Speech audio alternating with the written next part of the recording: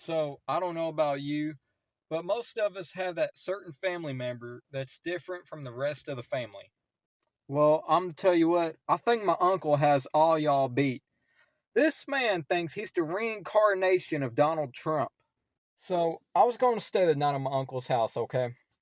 The first thing he noticed was my phone in my hand. And the first damn thing he said to me was, "You better be watching politics on there, boy." Uh, yeah, duh. Good. There's too many of you young Democrats watching Pornhub and YouTube.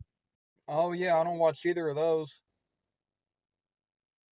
So I go into his house, I draw my bags. I've noticed he has no pictures on his wall except for two big portraits of the Trump Tower.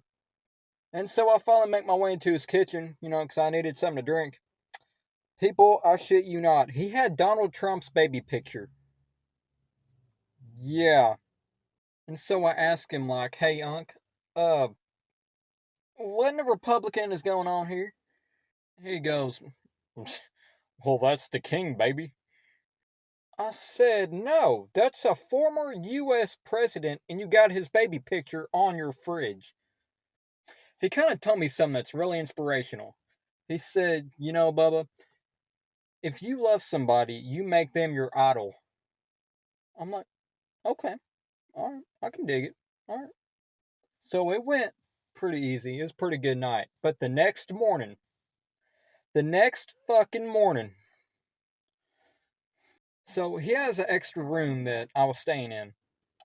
I'll wake up to a loud ass screaming, like fans going ape shit wild type of scream.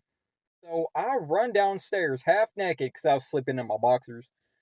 And I'm like, "Unc, what is going on here?"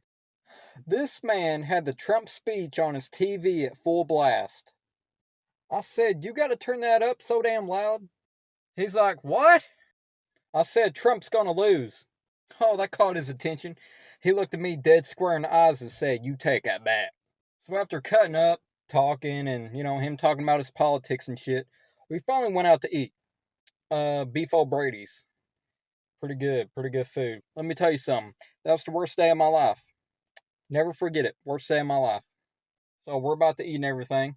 And he's a big prayer man. So he said, "Let's say grace." I said, "Let's start it off." And so he starts the prayer. Guys, I promise I'm not making this up. "Dear Holy God and Heavenly Trump, I just want to thank you, Lord, for everything you do for us, and thank you for giving us the right to vote." I'm thinking, oh God, here we go again. You were the man who gave us a righteous leader, really great hair. And God, thank you for not bringing back that old bat bitch Hillary Clinton. Lord, thank you for giving us the supplies to create the best wall border America's ever seen.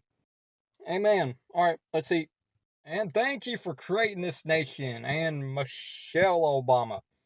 He just kept on praying for 8 more minutes. I stood up, I walked out that door, and I went home.